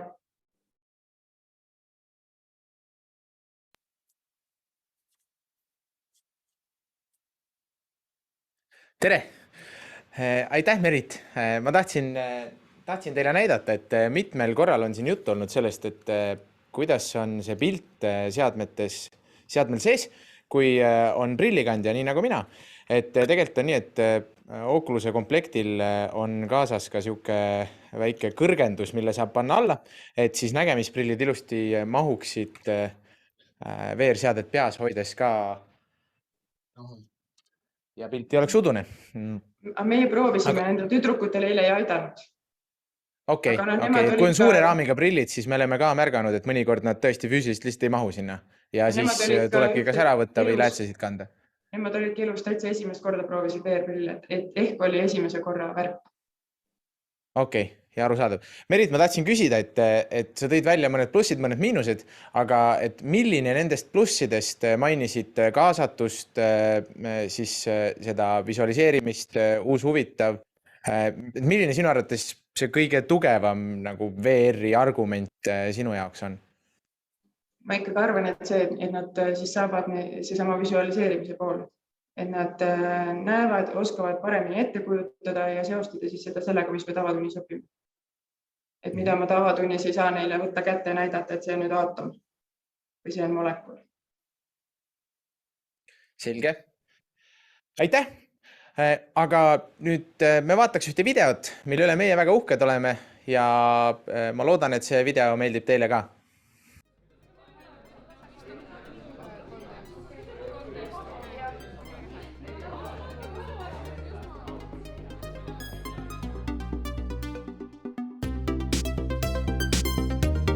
Of course, I knew that virtual reality glasses take you to someplace else and you kind of forget that you are actually standing in the middle of a classroom. But this experience was something completely different. Photo class is a new thing in our school, and what I have seen from chemistry classes, these classes are exciting. VR-i teeb keemia jaoks eriliseks see, et me saame näha neid osakesi, mida me muidu ei näe. Teoreetiliselt me saame kõiki aineid katsetada ja kõikide ainete reaktsioone vaadata, mida me tavaelus tegelikult ka kõige paremates laborites teha ei saa. Ma arvan, et VR-is saab kõiki aineid anda edasi. Sõltub, millised moodulid on valmis tehtud. I would really like to use them in my English lessons. Virtual reality is not just a game, but it can actually give you a lot of emotions, experiences. Õpilastele meeldivad virtuaalreaalsusprillid, sellepärast et need muudavad asja palju arusaadavamaks. And it is fun. The students absolutely love VR.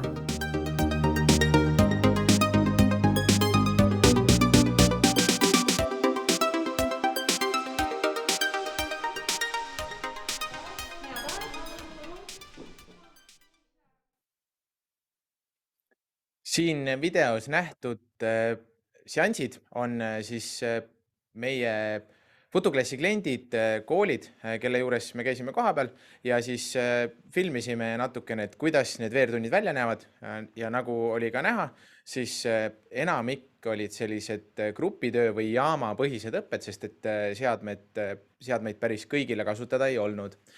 Aga nüüd mina räägiks teile sellest, et mis rakendusi on üleüldiselt veel üle terve laia maailma saadaval ja millised on need rakenduste poed, kust saab VR-rakendusi seadmele laadida. Ja olgu öeldud, et me peamiselt siin ülevaates keskendume Oculus Quest ehk siis Meta Quest 1, mis on selline musta värvi Oculus'e prillipaar ja Oculus Quest 2 seadmele ja nende seadmete rakenduste poodidele. Põhjus on lihtne, meie hinnangul on need haridusse kõige paremini sobivad seadmed, mis täna turul saadaval on. Ja siin on üks tabel ja sellel tabelil oleme reastanud need poed, mis on nii nagu telefonil on näiteks Androidil on Playpood või Apple telefonidel on App Store, nii on ka VR-seadmetel oma poed, kust saab rakendusi sinna osta ja peale laadida. Ja need kõige levinumad poed, need on 3 tükki. Esimene on Oculus'e enda ametlik pood, mis on siis prillides sees, nähtav ja kus siis saab ühe nupuvajutusega rakendusi prillidele laadida. Seal on umbes 300 rakendust, need on hästi kureeritud, ehk siis Oculus enda meeskonna poolt valitud ja sinna on hästi keeruline saada ja tihti need on ka siis suurte stuudiote rakendused, mis seal poes on. Siis on Oculus App Lab, mis tegelikult on Oculus'e poe sees olev väike pood, kus on need rakendused, mis siis veel mingil põhjusel ei ole sinna ametliku või esinduspoodi nii-öelda pääsenud, aga mida saab samuti mugavalt läbi seadme poe seadmesse installida. Ja seal on umbes 650 rakendust, need on nähtaval oculusapplab.com lehel. Ja siis on ka kolmas võimalus, mis on sitequestvr.com pood ja seal on ligikaudu 2000 erinevat rakendust ja see on siis täiesti eraldiseisev Oculus'e enda poodidest. Nüüd kiirelt edasi minnes, selles ametlikus Oculus kuulub Facebookile, ehk siis ametlikus Oculus'e poes on 22 rakendust, kui sisestada sõna education, ehk siis tag education. Nüüd neid kindlasti väga hästi nagu näha ei ole, aga me võime pärast seda ettekannet jagada ka, et siis saate vaadata. Ja et tegelikult neid rakendusi, mida võiks kasutada hariduses on oluliselt rohkem, sest et praegu on siin nähtaval ainult need, kui otsida education otsisõna järgi, aga võib-olla simulation või chemistry või midagi muud, mis siis annaks tulemuse teistele rakendustele. Siis on Oculus App Lab. Nüüd siin on samuti, ma sisestasin otsisõna education, tuli 110 tulemust ja ma tuletan meelde, et need rakendused on samuti mugavalt seadmest kättesaadavad, lihtsalt nagu siin on näha, on otsides peaseadmes tuleb alla selline väike lahter, siis kuhu tuleb peale vajutada ja siis avaneb alles selle rakenduse vaade. Ja tuleb sisestada rakenduse täpne nimi, näiteks, et Futoklassi sealt kätte saada, siis kui kirjutada lihtsalt chemistry, siis Futoklass välja ei tule praegu veel, aga kui sisestada täpselt Futoklass, siis tuleb ka Futoklassi rakendus sealt poest välja. Nii, ja siis on kolmas võimalus, kuidas nendele Oculus Quest seadmetele rakendusi saada, on SiteQuest VR. Nüüd seal tuli 91 tulemust, kui sisestada otsisõna education ja selle poega nüüd, mis nendest kahest eelnevast on erinev, on see, et siia sisu saamine on kaabliga siis rakendust prillidesse laadides, ehk siis natukene võrreldes eelnevatega tuleb rohkem nikerdada ja on sellist tegemist rohkem. Nüüd, need ei ole ainukesed peakomplektid, mida saab hariduses kasutada, et Märt tegi alguses ka meil ülevaate, aga ma panin siia 4 erinevat kategooriat, mis minuni jõudnud info kohaselt on enim Eesti koolides olemas. Neid on küll oluliselt vähem kui Oculus Quest tüüpi seadmeid, aga neid on küll. Et üks on siis erinevad HTC Vive'i tüüpi seadmed, see on nüüd nendest kõige uuem, siis on Valve Index ja Oculusel endal on ka juhtmega seadmeid. Ja siis on igasugused HP ja Lenovo sellised Mixed Reality, neid kutsutakse Windows Mixed Reality seadmeteks. On veel Soome firma Varjo ja Pimax ja nii edasi, mis ka kuskil mõnes laboris võib olla. Aga mis on põhiline, on minu meelest klassiõppes ja hariduses kasutada neid seadmeid, mis vajavad arvutit, on ebamugav. Põhjuseks on see, et juhe jääb jalgu, ei piisa nendest prillidest endast, nii nagu on nendel seadmetel, vaid sul peab olema sinna juhtme külge kinnitatud ka arvuti, kus siis tegelikult need rakendused jooksevad ja kui kujutad ette, et 10 või 15 õpilasel on korraga vaja seadet kasutada, siis sellel puhul tähendaks, et need 10-15 arvutit korraga käivad, sul on siis 10-15 juhet nende seadmeteni, et see selline manageerimine lihtsalt on keeruline.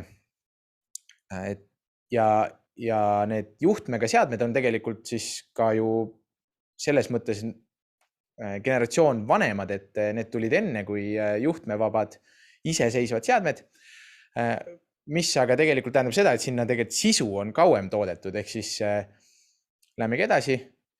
On niisugune pood nagu Steam, kust saab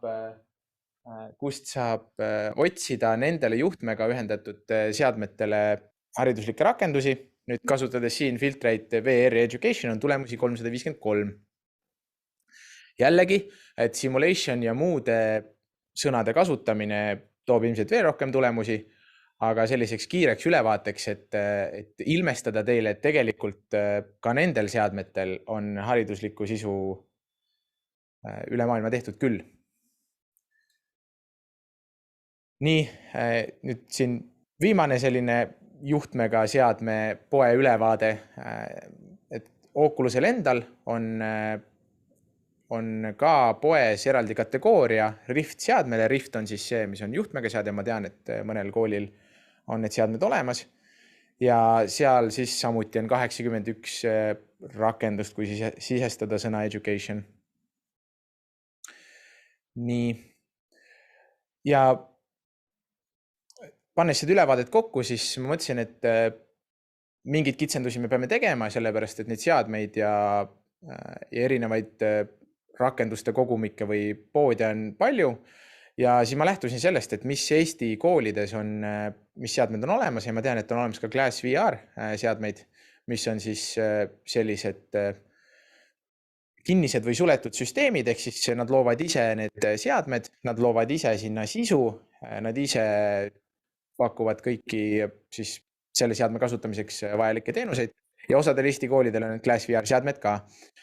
Nüüd, kui meenutate Märdi kõnet, siis nende seadmetega on võimalik kasutada ainult 3 DOF sisu, ehk siis oma käsi sinna VR-i tuues need ei liigu nii nagu päriselus. Aga nende Glass VR seadmete tugevus on see, et neil tegelikult on päris suur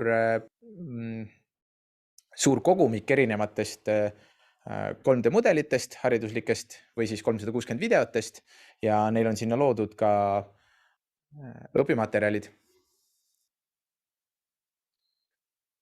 Aga millistele õppeainetele on poodides sobivaid rakendusi olemas, et kui ennist ma rääkisin sellest, millised need poed on, kust rakendusi kätte saab, siis mis õppeainetel on? Ma teen nüüd kiire ülevaate, sest kõike lihtsalt ei jõua siin läbi käia. Näiteks keeleõpe, siuke rakendus nagu Mondly on saadaval enam kui 30 keeles, sinna hulka siis muidugi inglise keel, hispaania, saksa, prantsuse ja nii edasi. Ja mõte on selles, et tuleb päris elulisi vestlusi pidada sellistes päris elulistes olukordades.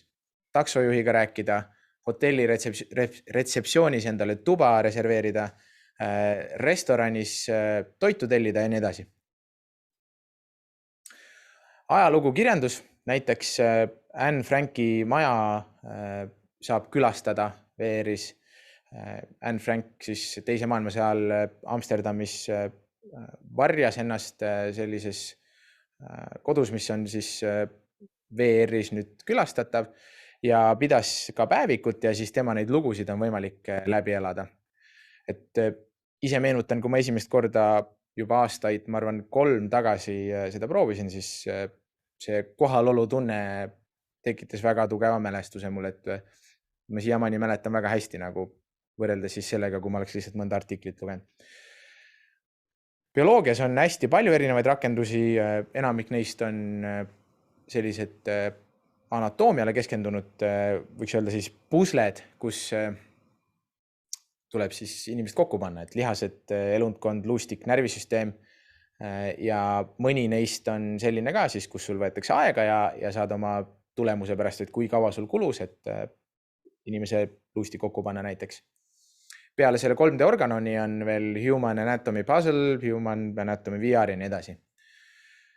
Siis geograafia on National Geographic VR, siuke rakendus on, kus saab külastada Antarktikat, Machu Picchut, sõita kajakiga jäärahnude vahel ja vaadelda siis neid väheseid loomi, kes seal on. See rakendus, ma mäletan, kui ma seda esimest korda ise kasutasin, siis inspireeris mind niimoodi, et ma lisasin Antarktika endale ühe siis sihtkohana nimekirja, kuhu ma elu jooksul kindlasti minna tahan. Ja sarnaseid rakendusi on veel, näiteks Ecosphere või Within, kus on võimalus külastada maailma ja näha eri paikade kohta. Ja mida teha VR-is, eks, et peaks ju kosmoses ka ära käima, kui piire ei ole. Missioon ISS, siuke rakendus on olemas, kus saab külastada rahvusvahelist kosmosejaama, vaadata, milline see elu seal on ja kuidas see kaaluta olek välja näeb. Et tuleb tähele panna, et sellel rakendusel tasub olla natuke ettevaatlik, et selle kaaluta oleku VR-is tarbimine nii-öelda või VR-is siis oma keha kaaluta olekusse panemine on natukene ohtlik, sellepärast, et võib tekkida selline küberiiveldus ja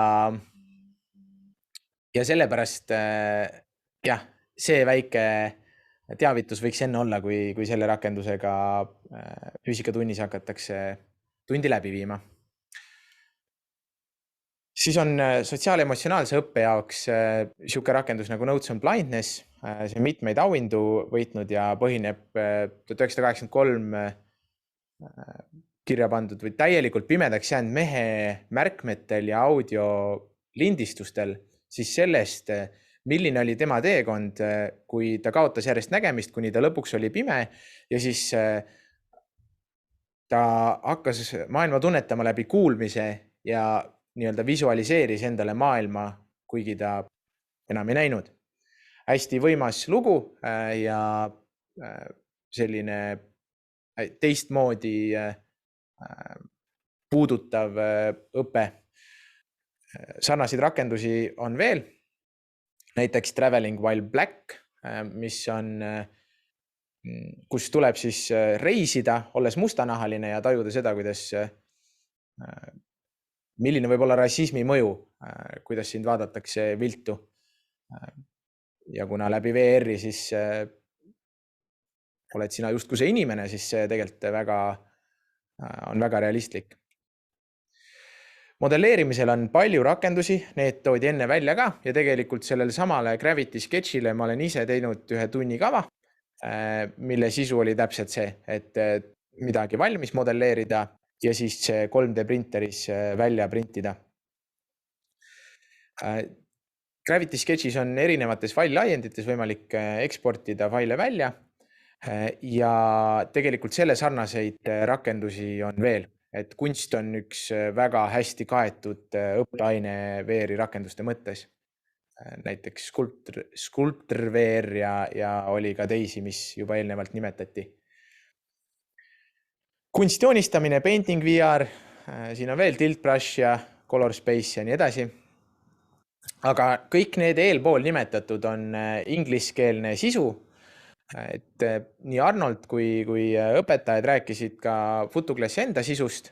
Aga siin on meil ritta pandud need teemad, mis me oleme keemias erinevate õpimängudega ära katnud.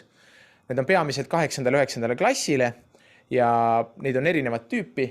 On põgenemistubasid ja on selliseid rohkem õppele keskenduvaid või õpetavaid mänge, nagu näiteks reaktsioonivõrrandi tasakaalustamine ja atomistruktuur ja nii edasi.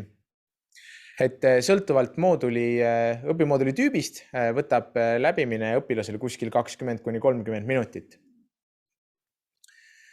Füüsikas siin on 4 pilti, aga 5 pealkirja, tegelikult neid õpimooduleid on ikkagi 5 ja need on natukene teist tüüpi, need on hargneva narratiiviga sellised kogemuslood, kus Arnold viib läbi katseid ja siis õpilasel on võimalik selle katse kulgu ise valikuid tehes määrata. Ehk siis, kui õpilane valib midagi, mis keerab katse untsu, siis Arnold katse läbiviijana teeb selle läbi ja siis õpilane teeb omad järeldused ja saab uuesti proovida. Kõikidele meie õpimoodulitele oleme loonud ka tunnikavad. Need on tehtud koos õpetajatega ja tunnikava sisaldab õpimooduli ülevaadet, siis 3D joonist sellest, mida õpilane näeb, ehk siis milline see VR-õpimoodul on. Ja see on hästi kasulik, et õpetaja saaks aru, milline siis on see keskkond, kus õpilane viibib. Seal on refleksiooni osa, kus on viide online testile ja on ka offline test, ehk siis võimalik välja printida teadmiste test ja lahenduste võti, ehk siis, et milline on kulg läbi VR õpimooduli ja millised peavad olema seal õiged vastused, et õpilane jõuaks edukalt lõpuni. Ja tagasi, me ise need õpimooduli, need tunnikavad, mis me oleme ise loonud, on individuaalsele VR-tunni läbimisele suunatud. Nüüd, nii nagu Merit enne rääkis, siis tema on omaalgatuslikult teinud selliseid tunnikavasid, mis on grupitöö jaoks mõeldud ja mis tegelikult on väga-väga teretulnud nende koolide hulgas, kus ei ole piisavalt seadmeid, et kõik õpilased saavad individuaalselt läbi teha õpimooduli. Nüüd, kuidas FutuClass toetab õpetajat? Et kas FutuClass on ainult sisu, mida tunnis tarbida, või siis on võimalik neid tulemusi ka õpetajal näha, mida õpilane teeb. Me praegu arendame, loodetavasti meile endile jõulukingiks saab see arendus valmis, kus on õpetajate portaal, kus õpetaja näeb VR-tunni tulemusi. Täpselt nii lihtne see põhieesmärk ongi, et kui õpetaja Merit näiteks teeb reaktsioonivõrrandite tasakaalustamise tunni, siis pärast ta veebis sisse logides näeb, kuidas õpilastel seal läks. See võimaldab siis anda individuaalselt efektiivsemalt tagasisidet ja üldiselt ka tunnist kokkuvõtet ja nii. Koolide nõudmisel oleme me kokku pannud FutuClassi koolikomplekti ja tegelikult juba septembrikuus esimese laari nii-öelda neid FutuClassi koolikomplekte me koolideni viisime. Ja mida see FutuClassi koolikomplekt sisaldab? Siin pildil tegelikult on füüsiliselt kõik näha, mis FutuClassi koolikomplektis on. Ehk siis Oculus Quest 2 prillid, transpordikott ja siin on hügieenilised näopadjad, et saaks eriti siis praeguses olukorras hoida seadmeid puhtana ja siis neid ka kasutada erinevate klasside vahel. seal on eelseadistatud 30 hariduslikku VR-rakendust. Sinna hulka siis kuuluvad FutuClassi sisu, ehk siis 2-aastane litsents kogu sellele, mis meil on täna tehtud ja mida me siis järgneva 2 aasta jooksul ka arendame, et meil on kogu aeg töös uued õpimoodulid. Muidugi tunnikavad ja kõik, mis on vajalik selleks, et edukalt kasutada FutuClassi õpimooduleid. Ja 29 rakendust teistes õppeainetes kasutamiseks, et osad neist ma käisin enne läbi ja osad on siis meil nimekirjas veel. Ligipääs õpetajate portaalile, ehk siis, et oleks võimalik näha tundide tulemusi, sellest mingid kokkuvõtteid teha ja tunde ka ette valmistada. Ja koolitus, et iga kord, kui me anname üle FutuClassi koolikoplektid, siis me teeme koolituse koolile ja kooliõpetajatele, et VR-seadmeid tutvustada ja näidata seda siis, kuidas õpetajad neid kasutama peavad.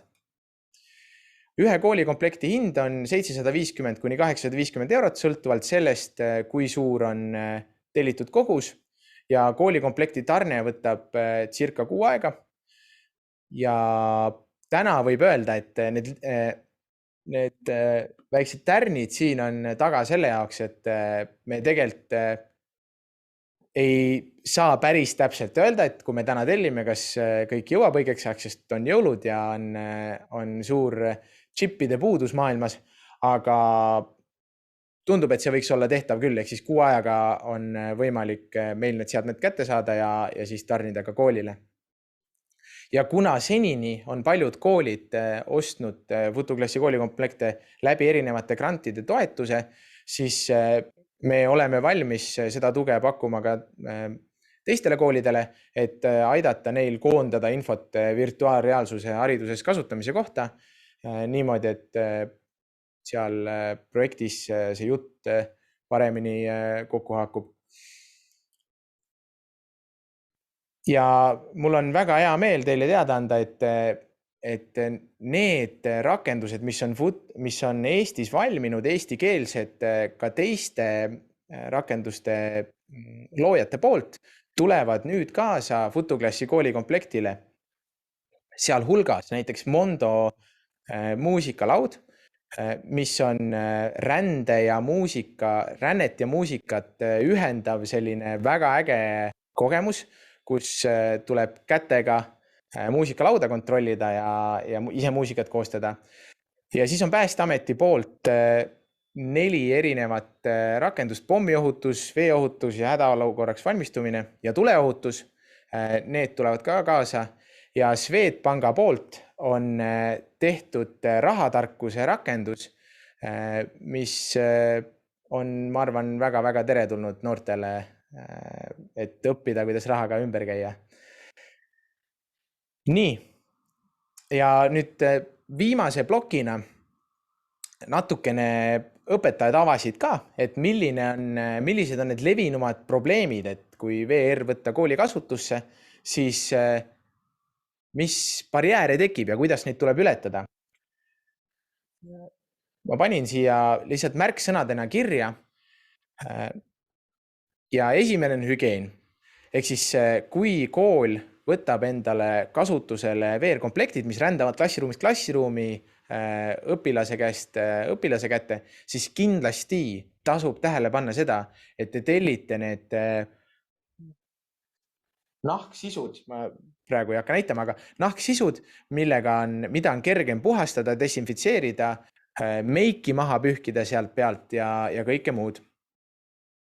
Ja siis tekitada sellised 1-2-3 reeglid seadmete kasutamisel, et iga kord peale VR-seanssi siis kas õpilased või õpetaja siis käib üle ja puhastab need seadmed ära. Nüüd õpilaste oskus VR-seadet käsitseda on 2 nurga alt. Esiteks see, et kui koolil tekib VR-seadmete park, siis väga hea praktika on see, et tehakse üldine koolitus, kus õpilased saavad õppida seadmeid tundma, ja saavad selgeks selle, kuidas navigeerida menüüs, joonistada see turvaala ja teha selliseid, võiks öelda nagu baasasju. Sest kui tuleb tund, kus on VR-seadmed kasutusel, siis neil tuleb juba panna aeg sinna, et eesmärgipäraselt mingit õpisisu tarbida, mitte endale ala joonistada või pilte õppida kasutama, et see võtab lihtsalt õpetajal koormust maha. Nüüd teine asi siin on see, et õpilasi tasuks kasutada ära, et nad juhendaksid üksteist ja ka miks mitte ka õpetajaid, sest nii palju kui minuni on Eesti koolide käest info jõudnud, siis kõikidel koolidel on üks ja sama jutt, et üldjuhul õpilased võtavad seadmed kätte ja väga kiiresti oskavad neid kasutada. Et tihti õpetajad muretsevad pigem selle pärast, et kuidas nad ise oskavad seadet kasutada. Aga vabalt võib siis küsida õpilaste käest nõu või lasta mõnel õpilasel juhendada ka teisi. Tasub valida õige sisu VR-seadmetele. Ja kõige lihtsam näide on siin see, et kui hakkate VR-tundi läbi viima, aga tunni sisuks on näiteks Ameerika mägedel sõit, siis võite kindlad olla, et on mõni õpilane, kes ütleb, et tal hakkas paha. Ja see on sellepärast, et tekib küberiiveldus, ehk siis justkui erinevad meeled annavad erinevad sisendit ajule ja hakkab paha. Jalad ütlevad, et ma seisan koha peal, aga nägemismeel ütleb, et ma sõidan Ameerika raudteel. Ja tasubki olla väga ettevaatlik ja teha selline teadlik valik ja ise kindlasti läbi proovida see sisu enne, kui klassiruumi minna VR-seadmetega.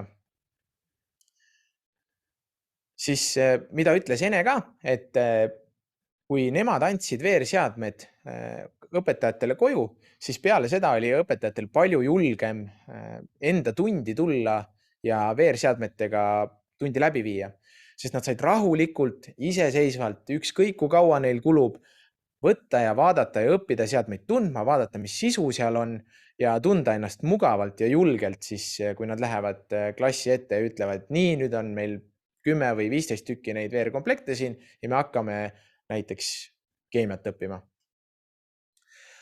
Nüüd süsteemid komplektide haldamiseks ja juhendid kõlab hästi tavaliselt, aga tegelikult tihti on see koht, mis kõige rohkem sellist halduskoormust maha võtab ja ma kuulsin ka, et Ene ütles, et neil on koolis seadmete broneerimiseks tehtud eraldi süsteem, mis on väga teretulnud ja tasubki meeles pidada, et sellised juhendid aitavad ladusamalt kasutada VR-komplekte. Võiks olla keegi, kes on VR-seadmete selline vastutav inimene, kelle juurde kõik lähevad, saavad nõu küsida, kes oskab vastata või oskab välja uurida, mis see lahendus on.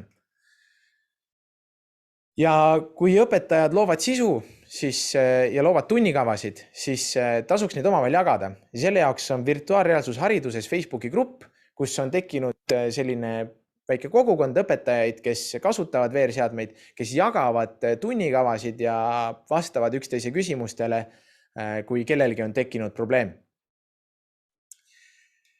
Nii, viimane asi, et 3 asja, mis võiks teil tänasest sellest veebiseminarist meelde jääda. Esimene on olemas VR-seadmete võtmed kätte lahendused hariduse jaoks, et VR-seadmete haridusse kasutusele võtmine ei tähenda, et tuleb alliks mõelda ennast. Head VR-sisu on ning tekib hooga juurde. Seesama ülevaade, et sisestades sõna education erinevate rakenduste poodidesse, siis tulemused on sadades. Et ei ole enam nii, et ühe käe näppudel loed kokku. Ja on järjest rohkem tekkimas ka emakeelset õpisisu meie teeme ja osad teised ettevõtted, siis, keda ma nimetasin, kes on ka Futoklassi koolikomplektid saadaval, on teinud eestikeelseid rakendusi.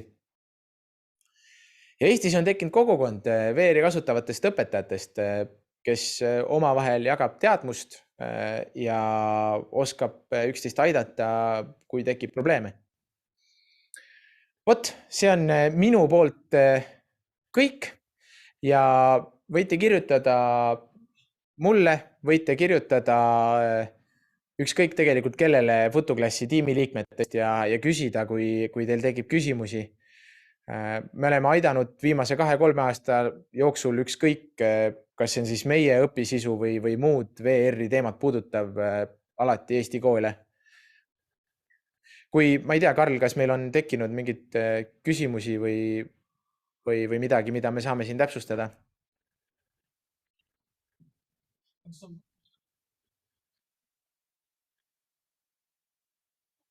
Aga äkki, Arnold, tuled vastad ise? See tundub täpselt sinu teema. Ja hea meelega. Tere taas. Ennist tõusis küsimus, et kas on võrreldud VR-i kasutamisel saavutatud õpitulemusi kontrollrühmaga, kes siis õppis näiteks tavaklassis. Hästi põnev küsimus ja hästi aktuaalne tegelikult. On tehtud. Sellel teemal on palju erinevaid uurimustöid tehtud.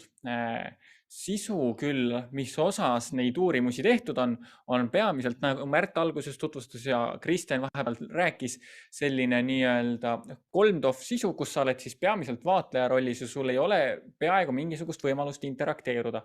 Sageli leitakse, et positiivsed küljed on õpilaste kaasatus ja motivatsioonitõus, samas nähakse ka puudusi ja ei olda kindlad, et kas õpitulemused on märkimisväärselt paranenud või mitte.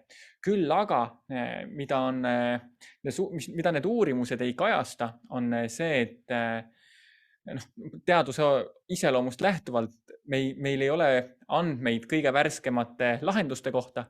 See tähendab ka 6DOF sisu, kus mängija on päriselt kaasatud, kus ta liigub ringi, saab teha otsuseid ja kontrollida kulgu.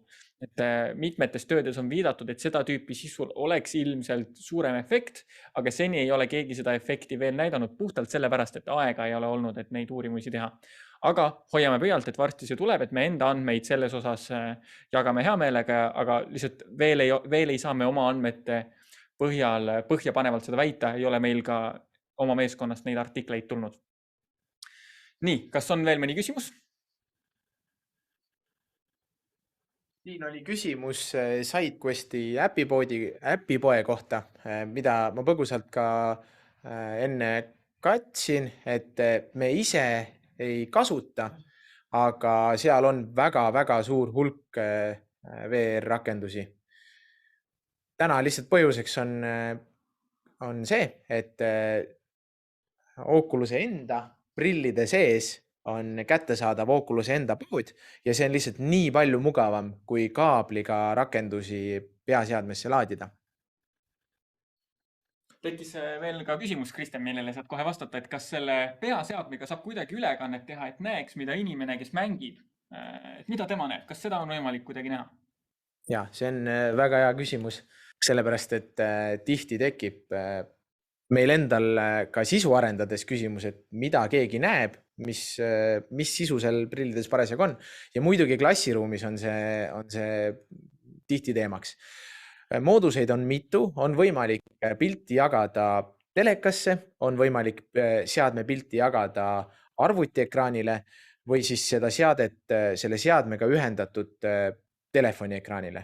Ja selle jaoks tegelikult tegime ka juhise ja jagasime seda siis virtuaalreaalsushariduses Facebooki grupis, kus on sammudega kirja pandud, et kuidas erinevatele ekraanidele saada VR-seadme pilti. Vot. Ma ei tea, kas on veel küsimusi? Ei olnud. Me täname kõiki, kes täna tulid. Ma loodan, et saite targemaks, saite midagi teada ja kui teil tekkis huvi VR-i vastu, siis võtke meiega ühendust. Me võime saata teile alati lisamaterjale või vastata lihtsalt küsimustele ning me loodame väga, et neid koole, kes võtavad kasutusele lahedaid VR-rakendusi, et erinevaid aineid õpetada, siis et neid tekib järjest juurde. Vot. Aitäh kõigile! Järgmise korrani!